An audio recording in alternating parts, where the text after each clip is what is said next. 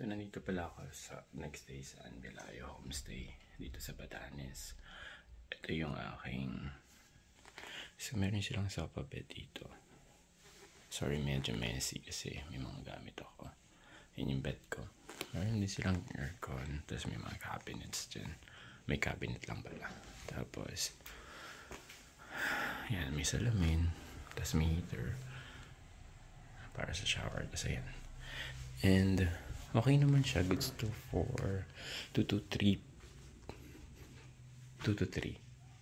Good support 2 to 3 person.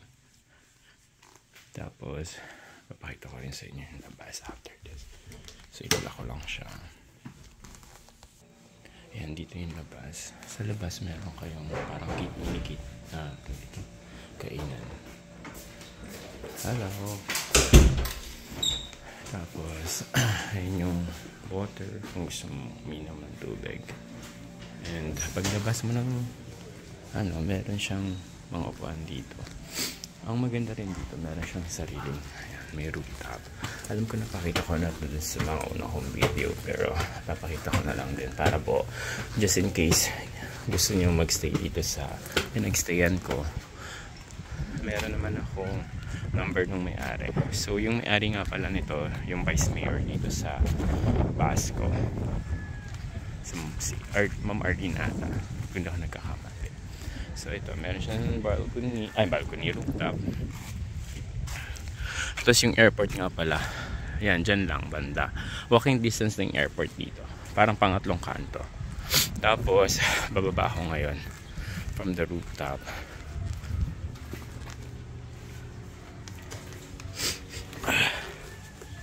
Sorry, sinipon kasi ako dahil sa weather. Ang lamig kasi. Tapos napagod ako sa tour. Dami kasing ginawa. Tapos meron pa siya dito another tambayan or sampayan. Ayan. Ayan, barkada kayo, ganyan, or family. Pwede kayo mag-get together dito. Basta lang huwag masyadong maingay kasi may mga iba ring tenant. Mga gumagamit ng kwarto. Ito yung pababa. Aray ko. Hi! So mag-walk-walk ako ulit. Maghahanap ako ng makakainan.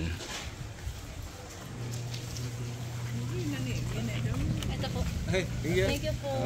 Hello po. Ayan. Dito pala ako nag-stay. Pakita ko lang. Then, sa Andal Homestay yan.